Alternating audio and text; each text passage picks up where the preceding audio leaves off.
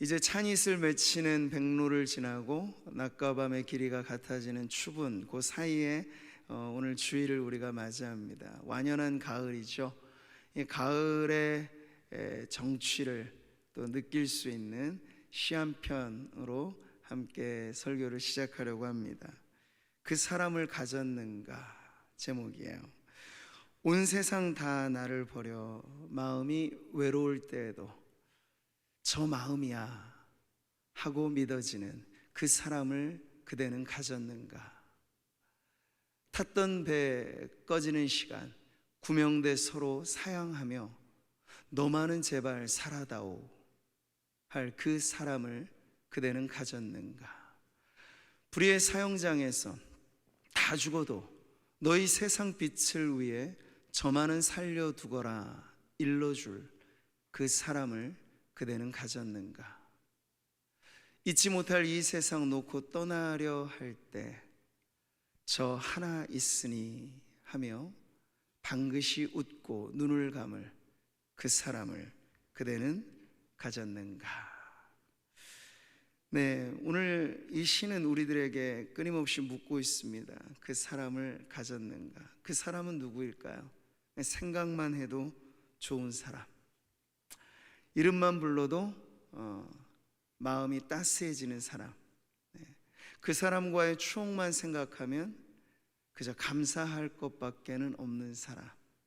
만약 우리 성도님들의 인생 가운데도 우리 주변에 물론 사람은 많아요. 많고 많아요. 그러나 내 인생 살아가는 중에 이렇게 고백할 만한 단 한 사람의 그러한 소중한 만남이 있다면 여러분, 그 만남으로 인해 우리는 참 행복한 사람이 될 것입니다. 오늘 우리는 옥중에서 쓴 사도 바울의 이 편지를 대하면서 바울이 바로 그렇게 행복한 사람이라 하는 점을 보게 돼요. 왜냐하면 바울은 생각만 해도 좋은 사람이 너무나 많았던 것이거든요. 바로 이 편지가 전해지게 될 빌립보 교회가 그랬던 거예요. 옥중에서 여러분 행복이라 어울리지 않잖아요. 그런데 바울은 나는 참 행복한 사람이에요 라는 걸 이 편지를 통해서 숨김없이 드러내고 있어요. 오늘 우리는 함께 대하는 이 본문의 말씀을 통해서 바울이 과연 무엇으로 기뻐하며 감사했는가를 살피며 저와 여러분 안에도 우리의 삶 가운데도 바로 그러한 기쁨과 감사가 넘쳐나기를 축복합니다. 자, 우리는 빌립보서라고 하는 이 편지가 당시의 서신의 형태를 닮아 있다는 걸 살펴보았습니다. 그래서 인사말 뿐만 아니라 오늘 우리가 대하는 부분의 감사 부분도 일반적인 서신에도 주로 나오는 표현이었어요. 그렇겠죠. 편지를 쓰는 이가 받는 이에게 대해서 안부뿐만 아니라 나 당신을 생각할 때 이런 부분들이 참 고맙습니다, 감사합니다, 그런 인사 정도는 건넬 테니까요. 근데 지금 바울은 그 항목에 있어서 이것을 매우 목회적인 내용 그리고 복음적인 내용의 감사로 채워놓고 있습니다. 3절의 말씀이죠. 내가 너희를 생각할 때마다 나의 하나님께 감사하며. 아멘. 지금 바울은 무언가 생각하고 있어요. 옥중에 매인 사도가 무슨 생각을 하고 있을까? 바울이 알려주는 건 바로 교회 생각이에요. 그냥 한 번, 두 번 언뜻 스쳐 지나가는 생각이 아니고 아주 골몰하고 자나깨나 수시로 앉으나서나 바울에겐 교회 생각밖에 없어요. 근데 여러분, 그 교회 생각이 바울을 부담스럽게 하거나 스트레스 받게 하거나 그런 것이면 참 힘든 일이겠습니다만 생각하면 할수록 바울은 너무 좋은 거예요. 무엇이? 교회를 생각할 때. 자, 그러면 그 바울로 하여금 옥중에 갇혀 있음에도 불구하고 생각만 해도 좋은 마음, 감사가 넘쳐나게 한 그 빌립보 교회는 과연 어떤 교회였을까요? 빌립보 교회가 개척되고 지금껏 바울과 함께 해왔던 세월을 우리가 추적해 볼 때 사도행전 16장의 말씀은 그 빌립보 교회가 처음 태동하게 된 개척기의 내용을 담고 있습니다. 여러분이 한번 댁에 돌아가셔서는 사도행전 16장을 오늘 꼭 한번 읽어보시면 아주 생동감 있게 교회가 개척된다는 건 바로 이런 것이구나 하는 것을 알 수 있는 모델 케이스가 여기 나와요. 바울의 선교 일행이 제2차 전도 여행을 할 때쯤 만난 교회가, 세워진 교회가 바로 빌립보 교회였는데요. 그 당시 이들의 선교에 많은 어려움들이 있었습니다. 그중 하나는 바울의 선교팀은 계속해서 아시아에 복음을 전하려고 힘을 썼거든요. 근데 성령께서 가지 말라고 계속 막으시는 거예요. 그러니까 길이 안 열리는 거죠. 그러니까 별 수가 없는 거예요. 근데 성령은 그들의 생각과는 다른 하나님의 생각을 알려주시면서 그 선교팀의 뱃머리를 돌리시는데 어디로 돌리시냐? 그 당시 마게도냐 지역, 지금으로 말하면 유럽 지역에 그들의 선교가 이제 이어지도록 인도해 주신 거죠. 자, 그 처음부터가 매우 환상적이었습니다. 진짜 환상을 바울이 보면서 마게도냐로 가야 할 이유를 알게 된 것인데요. 사도행전에 보면 이런 말씀이 나오죠. 밤에 환상이 바울에게 보이니 마게도냐 사람 하나가 서서 그에게 청하여 이르되 마게도냐로 건너와서 우리를 도우라 하거늘. 아멘. 자, 이렇게 첫 발을 내딛는 마게도냐 지역, 그 넓은 마게도냐 지역의 관문 도시 역할을 하는 도시가 바로 빌립보라는 도시였습니다. 자, 옥중의 메인 사도가 추억하는 빌립보 교회와의 그 첫 시작, 하나님의 특별한 섭리 가운데 태어난 교회가 바로 빌립보 교회였습니다. 그 개척하게 되는 그 과정도 매우 흥미진진한데요. 사실 바울은 선교의 주된 방식이 어느 낯선 지역으로 가든지 어지간하면 유대인 회당은 만나게 됐어요. 성인 10명 정도, 남성의 구성원만 되면 세계 어느 곳이든지 회당을 지은 것이 유대인의 관습이었는데, 이 마게도냐라고 하는 이방인의 주류한 지역에는 그런 회당 하나 만나기가 참 어려웠어요. 그래서 안식일을 만나 이 바울의 선교 일행이 지금 우리가 회당을 찾을 수는 없지만 우리 이대로 주일을 보낼 수는 없으니 기도하는 자리라도 찾읍시다 하면서 기도 처소를 찾는 중에 거기에 몇몇 소수의 여인들이 모여서 기도하는 장면을 보게 된 것입니다. 그들이 아직 그리스도의 복음을 전해 듣지는 못했지만 아마 유대교적인 신앙이 전달되어서 경건한 이방인이라 불려질 만한 그런 일단의 여인들의 무리를 기도하는 그 처소에서 만나게 되었던 거예요. 그 그룹 중에 가장 영향력 있는 여성이 있었으니 바로 성공한 사업가였던 루디아라고 하는 여인이 그랬습니다. 자, 이 루디아와의 만남을 통해서 어떻게 교회가 개척되어지는지를 성경은 이렇게 보여주고 있어요. 같이 보시죠. 자색옥감 장사로서 하나님을 섬기는 루디아라 하는 한 여자가 말을 듣고 있을 때 주께서 그 마음을 열어 바울의 말을 따르게 하신지라. 아멘. 그러니까 그 전까지 루디아가 하나님을 섬겼다는 건 그저 구약적인 의미, 유대인들이 가졌던, 아직 그리스도가 메시아라, 그러니까 예수님이 구원자라고 하는 복음까지를 전해 듣지는 못한 상태에서의 신앙이었다고 보시면 돼요. 근데 바로 그 루디아에게 이제 꼭 들어야만 했던 예수의 복음을 전할 때 말이죠, 기막힌 그 현장의 자리에서 하나님께서 어떻게 역사하시는가 말씀하십니까? 루디아의 마음을 여셨다고 해요. 할렐루야. 여러분, 결국 신앙은 마음에서부터 시작되는 거거든요. 그래서 우리의 삶으로 번져가는 것이죠. 거꾸로는 아니에요. 행동과학이 말하듯이 행동을 수정하고 행동을 바꿈으로써 인생이 바뀐다, 그렇지 않고 마음이에요. 마음에서부터 신앙은 우러나오게 되는 것인데, 그러려면 이 마음이 바뀌어져야 되잖아요. 복음을 들을 때 이 마음의 말씀이 들려져야 되거든요. 근데 누가 그 일들을 하실까? 바로 하나님께서 마음의 문을 여셔서 말씀이 마음에 잘 박힌 모처럼 이렇게 꽂혀지게 하는데 바로 주님의 역사가 있다는 것을 오늘 이 대목이 알게 해주는 거죠. 자, 여러분, 빌립보 교회는 어떻게 생겨났습니까? 어떻게 개척됐습니까? 이 여인들의 작은 모임에서부터, 그곳에서 루디아라고 하는 여인의 마음이 열려지면서부터 한 영혼으로부터 출발한 교회가 바로 빌립보 교회였습니다. 저는 이 말씀을 보면서 120년 전으로 돌아가 보면 우리 상모교회도 그랬던 걸 알 수 있어요. 지금이야 이렇게 예배하는 자리에 많은 성도들이 한 자리에 모여 있습니다만 처음에 시작은 그랬던 게 아니에요. 한 사람의 마음이 복음에 열려지고 그 한 분이 돌아와 가족들과 지인들을 모여 그저 교회라고 하는 건물도 지을지 못했던 그 시절, 집안에 있는 사랑방 한 켠에 초기의 성도들이 모여서 이루어진 교회가 우리 상모교회였어요. 근데 여러분, 모든 교회는 그렇게 출발하는 법입니다. 처음부터 거창하지 않아요. 그럴 수도 없고 그래서도 사실은 안 돼요. 교회가 바르게 개척된다는 건 한 영혼의 복음이 심겨지고 그 한 영혼과의 만남의 접촉점을 통해서 교회가 세워질 때 그 교회는 바르게 출발되는 교회라고 할 수 있는 것이죠.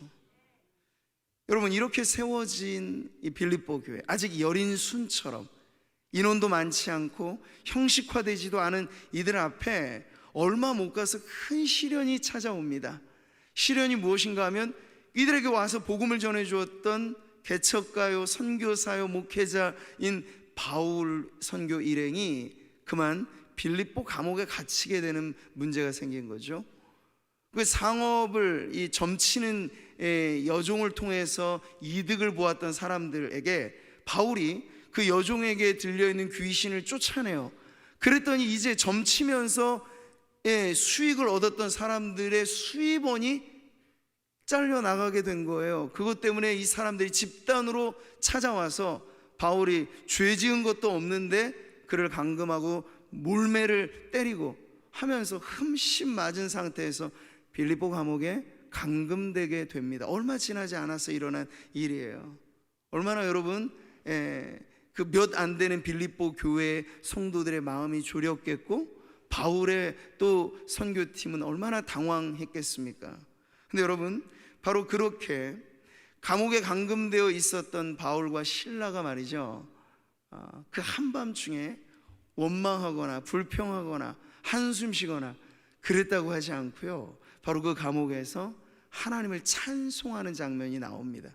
이게 지금 빌립보 교회가 개척되는 이 선교의 사역에 일어난 그런 일들이에요. 자, 그랬더니 그 찬송 중에 하나님께서 역사하시는데 어떻게 역사하시느냐?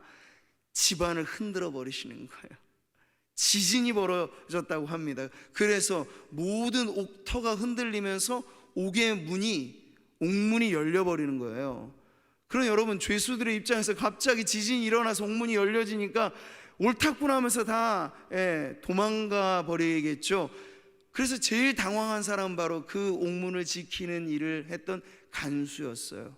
그래서 이 간수가 이 되어지는 일을 보고 이제 나는 살아남지 못하겠다 해서 스스로 목숨을 끊으려고 하는 절박한 상황에 바울과 실라는 꿈쩍하지 않고 그 자리에 있습니다. 그러면서 하나님께서 이 기회 또한 우리에게 도망가고 달아나라고 주신 기회가 아니라 그 간수에게 복음을 전하라고 하는 기회로 여기고 그 간수에게 복음을 전하니 그 말씀이 이거죠.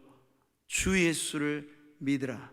그리하면 너와 내 집이 구원을 받으리라. 아멘.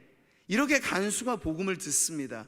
그래서 처음엔 여러분, 루디아라고 하는 여인의 마음이 열려지고 그 가족이 주께로 돌아오는 역사가 있었고, 그 다음에 이 간수와 그의 가족이 예수님을 믿고 세례를 받아 빌립보 교회의 일원이 되는 것. 이렇게 하나하나 기막힌 하나님의 섭리를 통해서 교인이 생기고 교회가 세워지게 된 이력, 그 역사가 바로 빌립보 교회의 처음의 시작이었다는 것을, 오늘 우리는 십수년이 지난 시점에서 지금 바울은 로마라고 하는 곳에 또 다른 감금된 상태에서 이 편지를 쓰고 있어요. 십수년 전에 빌립보 교회가 태동할 그때에도 바울은 감옥에 갇혀 있었죠. 그러니까 바울의 인생이 인간적으로 생각해보면 얼마나 고달픈 인생이에요. 복음 전한다는 이 이유 하나만으로 감금되고 매를 맞고 엄청나게 고난을 당하는 그였지만, 그때도 찬송했고 지금도 옥중에서 편지를 쓰면서 바울의 마음 안에는 빌립보 교회를 생각하면 그 첫 시작이 어땠는지를 잘 아니까 나오는 건 뭐밖에 없어요? 감사밖에 없는 거예요. 감사밖에 없는 거예요. 여러분, 교회를 생각하는 이 바울의 마음에 바로 이렇게 감사가 넘쳐나고 넘쳐났다 하는 이 부분이 오늘 우리들에게 주는 메시지가 있습니다. 우리는 생각한다라는 말과 감사한다는 말의 어원이 비슷하다는 것을 압니다. 그러니까 어떤 생각은 잘만 하면 그게 감사의 씨앗이 돼요. 근데 물론 모든 생각이 다 감사의 씨앗이 되는 건 아니에요. 어떤 생각들은 불평의 씨앗이 되기도 해요. 어떤 생각들은 아주 미움의 열매를 맺기도 해요. 그런데 성도로서 우리의 마음의 생각을 잘 가꿀 수만 있다면, 잘 쌓아놓을 수만 있다면 이 좋은 생각들은 반드시 감사의 씨앗이 되고 감사의 열매가 된다는 것이죠.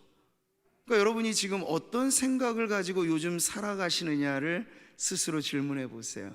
내 안에 쌓여있는 생각이 어떻게 드러나는지는 여러분 안에 내가 지금 불평하고 있냐, 감사하고 있냐, 짜증스럽고 원망하고 있냐, 아니면 감사하고 있느냐, 그 열매로서 드러나게 될 거라고요. 근데 우리는 성도이니까, 성도로서 바울처럼 우린 교회를 생각하잖아요. 그럴 때 말이죠, 우리 성도님들이 교회를 생각할 때 어떤 마음이 드는지가 바로 우리가 교회를 어떻게 생각하느냐에 대한 열매일 텐데, 저는 오늘 이 바울이 옥중에서도 빌립보 교회만 생각하면 그저 좋고, 생각하면 생각할수록 감사하는 그 마음이 저와 여러분의 마음이었으면 좋겠습니다. 그러지 않나요, 여러분? 우리가 120년의 오랜 역사가 있다는 것, 지금의 시점에서는 사실 그때 10명의 성도로 시작한 우리 상모교회의 첫 개척 멤버는 지금 이 자리에 아무도 안 계셔요. 그러나 그로부터 시작해서 사돈의 팔촌, 직계 가족, 이웃들, 그렇게 줄줄이 우리는 계속해서 이어 오면서 이제 여러분들이 교회의 일원이 된 방식은 누군가로부터 전도를 받아서 상모교회 오늘 등록한 새가족분들이 계신 것처럼 새가족이 되었고, 상모교회를 다니는 부모의 뱃속에서 태어난 자녀가 되니까 나 태어날 때부터 상모교회 주일학교 학생이 되었고, 이런 우리 신앙이 교회를 만나 시작된 그 첫 시작들이 다 있으실 거라고요. 처음부터 교회에 와서 직분자 되신 분은 아무도 없어요. 우리 모두가 다 거룩한 성도로 살다가 교회를 사랑하는 마음 지극하여 일꾼이 되기도 하고 직분을 받기도 합니다. 근데 이 모든 것, 우리 교회와 함께 왔던 세월을 여러분들이 생각해 보실 때 사실 우리 안에 감사할 것밖에 없는 거예요. 야, 나를 하나님께서 어찌 이렇게 귀히 보셔서 주님의 몸된 이 교회의 지체가 되게 하셨는가. 바울이 빌립보 교회가 생겨나게 된 그 첫 시작의 이력을 생각할 때 감사가 넘쳐났던 것처럼, 저는 우리 교회 성도님들이 교회와의 만남, 그리고 우리가 교회에 뿌리내린 신앙을 갖고 살아가는 것을 생각할 때마다 감사가 넘쳐나게 되시기를 축복합니다. 그러면 정말 행복한 신앙생활, 행복한 교회 생활 하시게 될 거예요. 우리의 상황과 여건에 상관없이 말이죠. 바울은 지금 감금되어 있는 죄수의 상태에서도 주체할 수 없는 감사를 나누고 있으니까요. 자, 이어지는 대목은요, 이 감사의 부분이 기도로 이어지는 부분입니다. 물론 구체적인 기도의 내용은 뒤에 나오는 9절부터 11절에 나옵니다만, 지금 여기서 우리가 알아야 될 부분은 뭐냐면, 편지를 쓰는 초두에 바울이 빌립보 교회를 생각만 해도 감사하다라고 하는 그 마음을 보여주는 것과 함께, 지금 멀리 떨어져 있잖아요. 그리고 바울은 감금된 상태고요. 근데 그럼에도 불구하고 누가 누구를 지탱해주고 있느냐에 문제는 아주 선명해져요. 감금되어져 있는 사도 바울이 기도를 통해서 빌립보 교회를 지금 붙잡아주고 있다는 것을 우리는 알 수 있죠. 4절의 말씀이에요. 간구할 때마다 너희 무리를 위하여 기쁨으로 항상 간구함은. 아멘. 자, 오늘 살아가는 우리들은 초연결의 시대라고 말하죠. 다 디지털화된 방식으로 사이버 세상에서 연결됐어요. 그러나 그 연결된 관계가 얼마나 인격적이냐, 얼마나 영적인가, 그걸 보장해 주진 않아요.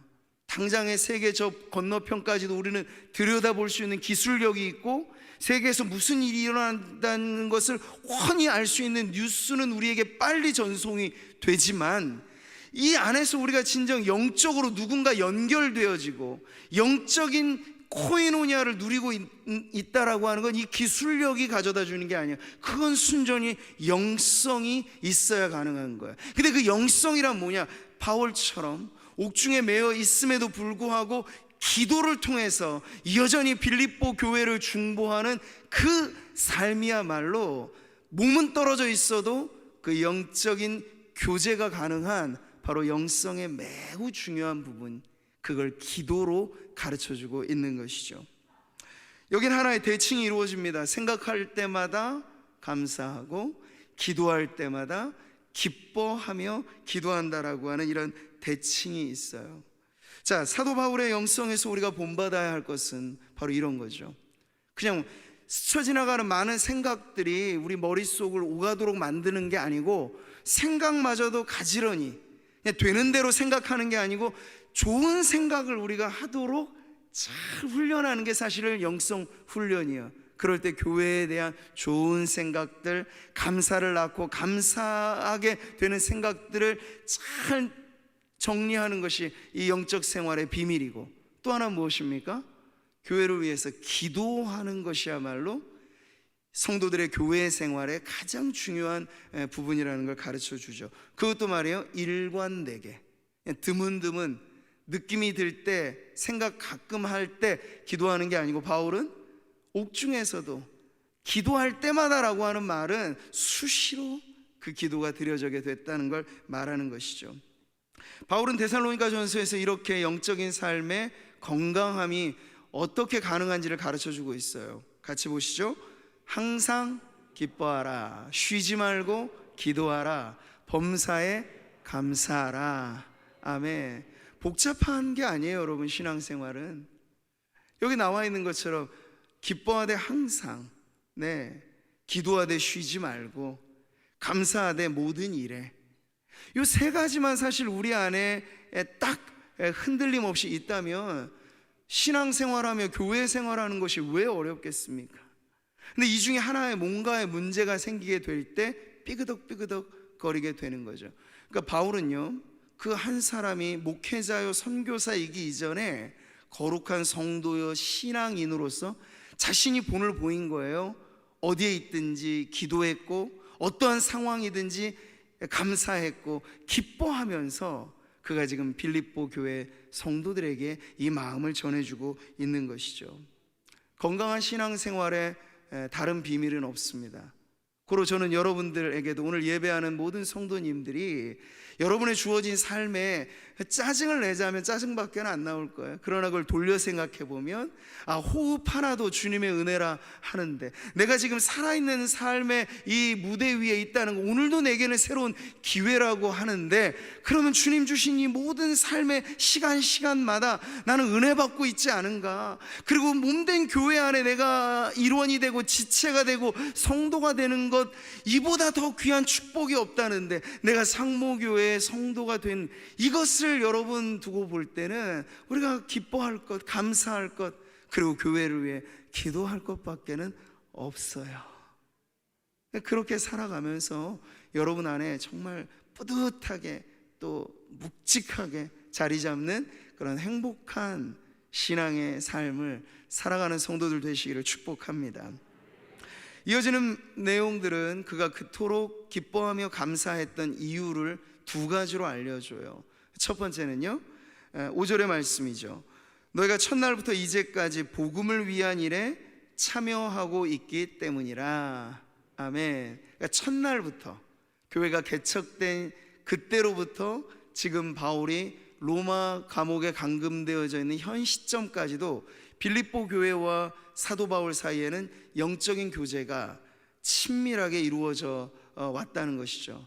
그 가운데서도 이 바울이 목회적으로 이 빌립보 교회를 칭찬하면서 그것이 내 감사의 이유라고 말해주는 것에 중요한 표현이 나오죠. 복음을 위한 일에 여러분이 나의 동역자가 되어 주었습니다. 지금까지 첫날부터. 자, 첫날부터 이제까지라고 하는 이 말은 그 교회가 얼마나 신실하게 복음을 위한 일에 힘써 왔는가를 보여주는 부분입니다.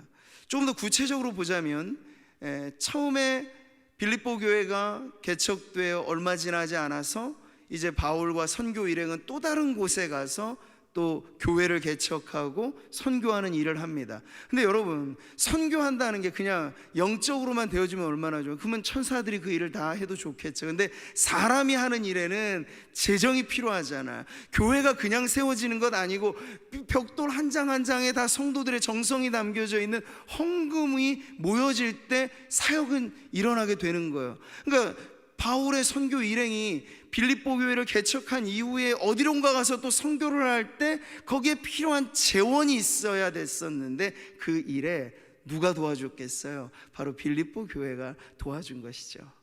그러니까 사도 바울이 공경에 처할 때마다, 그리고 지금 로마 감옥에 감금되어 있을 때도 멀리서 그 소식을 듣고 빌립보 교회는 바울의 쓸 것을 공급해준 아주 고마운 교회였다는 거예요. 근데 이 모든 것이 그냥 사사로운 인간적인 정에 이끌려서만이 아니라 바울은 받기를 복음을 위한 일에 여러분들이 나의 동역자가 되어주신 겁니다 라고 교회의 그 물질적인 후원을 복음을 위한 일이라 그렇게 칭찬해주고 있는 거예요. 근데 이런 선교의 사역만이 아니라 빌립보 교회가 참 귀감이 되었던 건 그 초대 시기에 말이에요, 이 어떤 의미에서 모든 이방인 교회의 젖줄과도 같고 모교회라고 불릴 수 있는 게 바로 예루살렘 교회였는데, 예루살렘에 큰 기근이 들어서 그렇지 않아도 없이 살았던 성도들이 그 기근 중에 굶어 죽어갈 판인 문제가 생겼어요. 이 소식을 듣고 여러 사도들과 바울 역시도 그들이 알고 있는 교회마다 이 소식을 전했죠. 지금 예루살렘 교회 성도들이 굶어 죽어가고 있습니다. 우리가 좀 도와줘야 되지 않겠습니까? 해서 구제 연보를 모으는 일을 했던 거예요. 근데 여러분, 그 일에도 앞장선 교회가 있었으니 바로 빌립보 교회가 그 일에 앞장선 거예요. 고린도 후서의 편지를 쓸 때 고린도 교회에게 이 부분을 알리면서 그들의 열심을 이렇게 부채질할 때 바울은 어느 교회를 소개해 줬냐면 빌립보 교회를 그렇게 소개해 줬어요. 말씀을 같이 보시죠. 환난의 많은 시련 가운데서 그들의 넘치는 기쁨과 극심한 가난이 그들의 풍성한 연보를 넘치도록 하게 하였느니라. 내가 증언하노니 그들이 힘대로 할 뿐 아니라 힘에 지나도록 자원하여. 아멘. 지금 그들이 누구냐면 마게도냐 지역의 교회들인데 그 교회들 중에 가장 선봉에 섰던 빌립보 교회가 없는 중에도, 저희 극심한 가난이라고 하는 건 빌립보 교회도 사실은 쪼들리기는 마찬가지였어요. 근데 그럼에도 불구하고 어떻게 해서 그들이 넉넉한 중에 내가 가진 것 떼어주는 건 어찌 보면 쉬운 결단일 수 있는데, 나도 없이 사는 중에 나보다 더 힘들다라고 하는 누군가에게 선뜻 구제의 팔을 내뻗는 건 이건 너무나 어려운 일이죠. 근데 어떻게 그 일이 가능했을까요? 시작부터 지금까지 바울은 그래서 말해주는 겁니다. 여러분이 복음을 위한 일에 헌신하였습니다. 바로 성도들은 그게 남을 돕는 구제의 일이든 하나님의 나라의 사업을 위한 선교의 일이든 우리에게 가진 것 나누어 줄 때 우리의 마음이 움직여야지 그게 가능한데, 돈 많이 갖고 살아간다고 절대 하나님의 나라를 위해 많은 헌금하는 것 아니에요. 저는 보면 그걸 잘 알죠. 없이 살아도 오히려 없는 형편에 더 많은 것들을 드리는 성도들이 사실은 교회를 빛내는 일꾼들일 경우가 많다는 걸 말이에요. 근데 그 차이가 뭐냐면 결국 마음에 있어요. 어떤 마음으로 사느냐? 복음에 비친 마음으로 사는 거죠. 복음에 비친 마음으로 살아가는 성도들은 내 형편의 어떠함에 굴하지 않고 하나님이 쓰시겠다 하면 기꺼이 내줄 수 있는 준비가 되어 있어요. 근데 그 마음이 복음에 비친 마음이 전혀 그 마음에 거룩한 부채의식이 없게 되면요, 남들의 일, 그게 나랑 무슨 상관이야 하면서 여전히 자신의 안위와 자신의 부의 범위를 벗어나지 못하는 신앙생활을 하게 된다는 거죠. 여러분, 빌립보 교회가 우리에게 귀감이 되어지는 부분, 바울이 이들에게 참 감사했던 이유, 그들이 복음에 빚진 마음을 가지고 하나님의 나라의 일을 위해서, 그것이 전도요, 선교요, 구제요, 교회 안팎에서 어떤 일이든지 간에 기쁨으로 자원하여 힘대로 할 뿐 아니라 힘에 지나도록 복음을 위한 일에 헌신하였던 그 모습, 이게 사도 바울로 하여금 멀리 떨어져 있어도 생각만 해도 기뻐하게 하는 이유였다면, 자 여러분, 하나님께서 오늘 우리 교회를 보실 때 하나님 과연 무엇을 보시며 기뻐하시겠는가? 말씀은 너무 분명하게 가르쳐 주죠. 우리 역시도 상모교회와 교회에 속한 성도들이 살아가면서 복음에 빚진 마음을 가지고, 내가 전도받아서 이렇게 나오지 않았다면 내가 어떻게 천국 백성 되었으며, 내가 이 교회를 만나서 안전하게 신앙생활을 하지 않았다면 내 한 몸 어찌 이렇게 기쁨에 겨워 살아갈 수 있겠는가? 이 모든 것들 여러분들이 생각해 보신다면, 저와 여러분 어느 누구도 복음의 빚을 지고 살아가지 않는 성도는 없는 줄 믿으시기 바라요. 성경은 재정의 삶에 있어서는 어느 것도 빚지고 살라고 말하지 않습니다. 그런데 딱 한 가지만큼은 피할 수 없는 빚이 있다고 말해요. 너희가 사랑의 빚 외에는 어떤 빚도 지지 말라고 말씀하셨거든요. 성도들은 주거니 받거니 하는 빚진 인생일 수밖에 없어요. 그게 뭡니까? 사랑의 빚이고 복음의 빚이에요. 하나님의 은혜를 생각할 때면 우리는 언제나 갚을 수 없는 은혜라고 말하고 갚을 수 없는 사랑이라고 말하잖아요. 근데 여러분, 그 마음이 우리로 하여금 선한 열심을 내게 할 것입니다. 빚진 자는 결코 그 빚이 청산되기 전까지 편할 수 없잖아요. 근데 우리가 사랑의 빚을 지고 복음의 빚진 마음을 가지고 살아간다면, 내가 나에게 주신 이 모든 것들을 가지고 주님 나라 위에, 그 선한 사업을 위해 나눠야지, 써야지. 나도 비록 지금은 어렵고 힘들어도 나보다 더 힘든 사람 이 조금의 정성이라도 도움이 될 수 있으면 내가 아끼지 말아야지. 그 귀한 마음, 복음의 빚진 마음 가지고 살아가는 우리 성도님들 되시기를 축복합니다. 자, 마지막 내용에서 오늘 우리는 빌립보서에서 가장 귀한 핵심 요절을 만납니다. 6절의 말씀이에요. 같이 한번 읽어보시죠. 너희 안에서 착한 일을 시작하신 이가 그리스도 예수의 날까지 이루실 줄을 우리는 확신하노라. 아멘. 자, 이 모든 것에서 이 단락의 핵심의 결론은, 바울이 기뻐하며 감사할 수 있었던 이유는 인간적인 원인이 아니에요. 빌립보 교회를 생각할 때 그들의 신실함에 그는 감사를 표했지만, 생각해 보시자고요. 그 교회가 교회답게 개척되는데 누가 역사를 하신 거예요? 하나님이. 루디아의 마음을 여시고 간수의 마음을 여시고, 없는 중에도 그들이 선교에 구제에 열심을 낼 수 있는 복음의 빚진 마음 가지고 살아가게 하신 이 모든 일의 배후에 하나님이 계신 거예요. 그래서 바울은 말하기를 너희 안에 착한 일을 시작하시니가. 아멘이신가요 여러분? 교회의 역사를 생각할 때도 그 첫 시작은 언제나 하나님. 성도의 삶을 생각할 때도 그 첫 시작은 언제나 하나님입니다. 근데 하나님은 워낙에 좋으신 분이라서 성도들의 삶과 교회에 대한 하나님의 계획은 언제나 선하신 뜻이에요. 기쁘신 뜻이에요. 여기 착한 일이라고 하는 건 선한 일이고 옳은 일이고 좋은 일인데, 이루 형언할 수 없이 많은 좋은 일들을 우리 하나님께서는 계획하실 뿐만 아니라 이루시고, 이루실 뿐만 아니라 오늘 말씀을 보니까 그리스도의 날까지 확실하게 완성하신다 라고 말씀을 하시는 거예요. 그럼 여러분, 오늘 이 말씀의 어수는 나는 확신합니다가 사실은 원어에는 앞에부터 나와요. 그러니까 얼마나 바울이 이 확신을 근거로, 내가 비록 옥에 매어 있지만 복음은 매이지 않고, 나 비록 갇혀 있는 상태지만 나 교회를 생각할 때 내 감사는 이미 이 감옥문을 넘어서 저 멀리 떨어져 있는 사랑하는 빌립보 교회 성도들의 마음에 가다 있습니다 라고 하는 이 모든 복된 확신이 어떻게 시작된 것입니까? 하나님께서 나를 나되게 하시고 교회를 교회되게 하시는 그 착한 일을 시작하셨기 때문이라.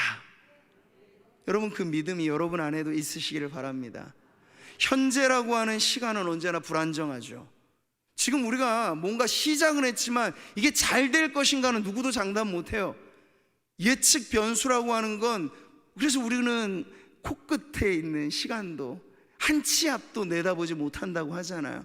근데 그런 것만을 보면 불안하죠. 염려되죠. 이 나라가 어찌 될 것이며, 교회는 어찌 될 것이며, 내 인생은 어찌 될 것이며 걱정되죠. 근데 여러분, 오늘 이 말씀을 우리가 믿음으로 붙잡는다면 그 모든 걱정이 사라지게 될 것입니다. 왜죠? 걱정하지 않으셔도 된다는 거예요. 시작하신 일이 하나님의 일이라면 그것을 완료하시는 이도 역시 하나님이시기 때문입니다. 인간의 대부분의 많은 일들은 우리는 지지부진하고 시작은 거창한데 끝은 너무나 흐리멍텅한 걸 많이 봐서 실망스러울 때가 많아요. 그러나 하나님의 일은 그렇지가 않아요. 우리 하나님은 어떤 분이십니까? 나는 알파와 오메가요, 처음과 마지막이요, 시작과 마침이라고 하십니다. 하나님의 사전에 흐지부지라는 말은 없어요. 하나님은 아주 명쾌하게 창세전에 그리스도 안에 구원의 일을 계획하신 그것을 새하늘과 새 땅에 이르는 마지막 순간까지 완료하시는 분입니다. 죽기까지 우리를 사랑하사 그 사랑을 증명하셨고, 주님의 그 사랑으로 인하여 수많은 하나님의 백성들이 오고 온 이 세대, 오늘 우리가 그 증거가 되고 있습니다. 그러니 사랑하는 성도 여러분, 오늘 이 말씀이 여러분에게 위로가 될 뿐만 아니라 여러분의 인생을 이끌어가는, 여러분의 인생의 뱃머리를 흔들고 올바른 길로 인도하는 능력의 말씀이 되시기를 축복합니다. 내 안에도 성도라면 누구에게나 착한 일을 시작하신 하나님의 손이 그리스도 예수께서 다시 오실 그날, 그리고 우리가 죽어 세상 떠날 그 마지막 인생의 여정 끝까지 하나님의 착한 일은 계속 이어지게 될 것입니다. 하나님을 믿음으로 인하여 흔들리지 않는 신앙의 확신을 가지고 기뻐하시며 감사하며 여러분의 인생에 넘쳐나는 기쁨과 감사가 어떠한 상황과 여건에도 굴하지 않고 하나님 앞에 고백되며 그렇게 예배하는 삶을 살아가는 성도들 되시기를 주님의 이름으로 축복합니다.